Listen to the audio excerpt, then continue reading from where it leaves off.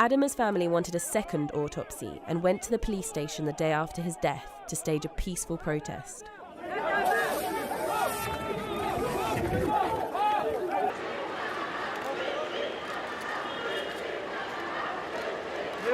Merci à tous.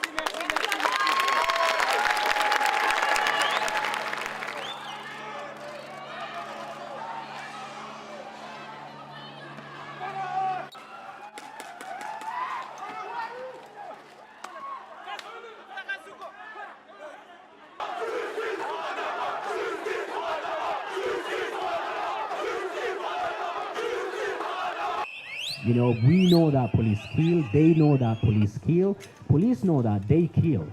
I think we need to find ways of changing the calculus and increasing the cost of, on the police, that they cannot kill and get away with it. Thank you.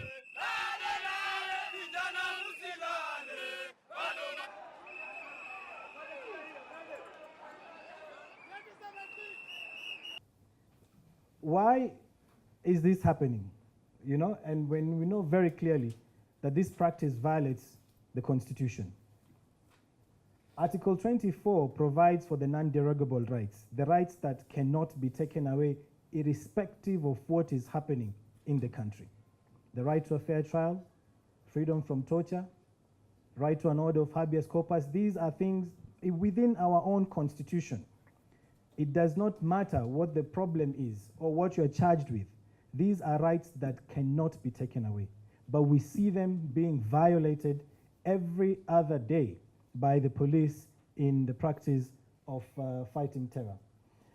So historically, when you look at the colonial or the formation of the Kenyan state, probably no other institution other than the institution of the chief is so interlinked to the state formation as the institution of the police.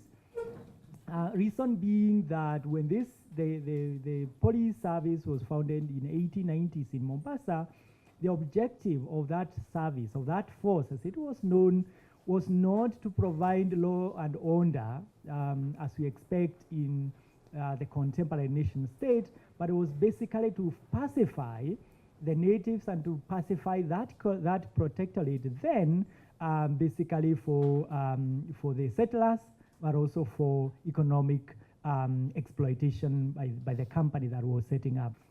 The other characteristic also is that this service was ethnicized in nature. The thinking was, in terms of the mind of the colonizer, was first, this is an expanse that is inhabited by the various ethnic groups. You have to profile them, who is loyal, who can do police service. So you find that the recruitment followed ethnic lines, and there are some ethnic groups that were considered not fit for policing service. Independence provided the opportunity to dismantle and transform these services into services that would actually be serving the rights of all citizens. Unfortunately, colonialism did not do that. In fact, any attempt to create a kind of independence police services was very quickly scattered in 1964 with some constitutional amendments.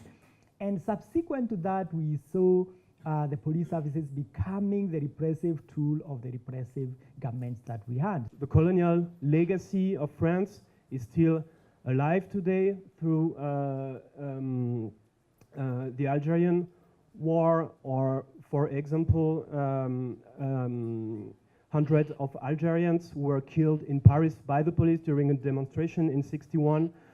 Ce 17 octobre 61, les forces de l'ordre vont faire payer très cher à ces manifestants pacifiques la mort de leurs collègues policiers assassinés par le FLN dans les mois précédents.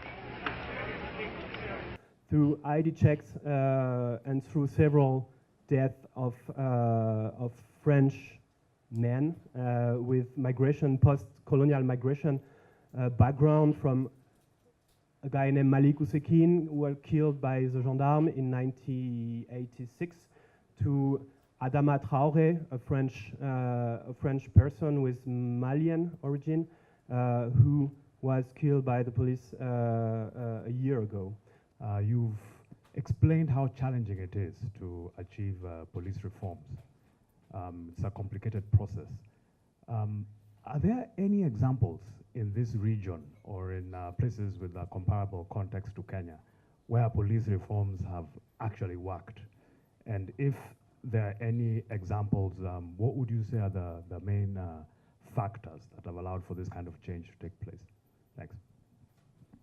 And one of the major challenges that we've seen is that we have the laws, we have even set up out the new trainings of police services, but the police haven't changed. Why haven't the police changed? In fact, the police on the beat will tell you that what they operate on every day is the stories they have been told by veterans. When you go out there, it is you and your God. You shoot before they kill, you get them before they kill you.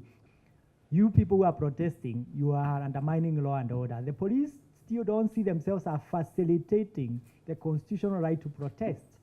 They see themselves as coming to save the country or the administration of the day from the disorder that the protesters are bringing. So we are here to change the culture also because in the thinking of how police is organized, we're still barracking them. We're still putting them in barracks. They are still living in those barracks. They don't still live with ordinary individuals. We back to where we began, that the police were created to serve historically a small elite. Police are not manufactured in any factory. They are your brothers and your sisters. So if there are crooked police out there, they are your siblings. So why do they become crooked? That's the question we have not asked ourselves.